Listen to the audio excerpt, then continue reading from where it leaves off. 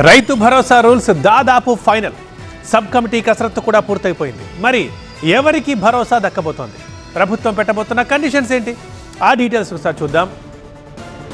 తెలంగాణలో రైతు భరోసా విధి విధానాలు దాదాపు ఖరారయ్యాయి.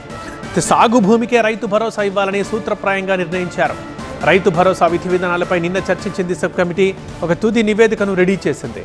Sub committee chairman Bhatti Vikramarka ఇవాళ సీఎం రేవంత్ ని కలిసి విధి విధానాలు వివరించబోతున్నారు. రైతు భరోసా నివేదికను రేపు మంత్రివర్గం ముందు పెట్టబోతోంది ఉపసంఘం. రేపటి కేబినెట్ భేటీలో రైతు భరోసాపై తుది నిర్ణయం తీసుకోనున్నారు. రైతు భరోసా కోసం జనవరి 5 నుంచి 7 వరకు అప్లికేషన్లు స్వీకరిస్తారు. సాగు భూములపై ఫీల్డ్ సర్వే, శాటిలైట్ మ్యాపింగ్ నిర్వహించి జనవరి 14 నుంచి రైతు భరోసా అమలు చేయబోతోంది ప్రభుత్వం. సాగు భూమికే భరోసా దక్కబోతోంది. దాదాపు ఇదే ఫైనల్. సాగులో లేని భూములకు ఎట్టి పరిస్థితుల్లో కూడా రైతు భరోసా ఇవ్వకూడదనేది ప్రభుత్వం చేస్తున్న ఆలోచన.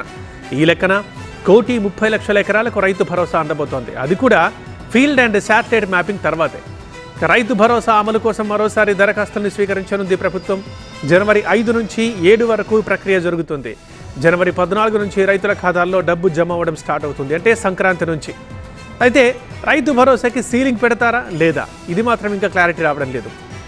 ఎందుకంటే 7 లేదా 10 ఎకరాల వరకు పరిమితి పెట్టాలి అన్న ప్రతిపాదన ఉన్నా సీలింగ్పై మాత్రం ఇప్పటిదాకా ఎలాంటి నిర్ణయానికి రాలేకపోయినట్టుగా తెలుస్తోంది సబ్ కమిటీ.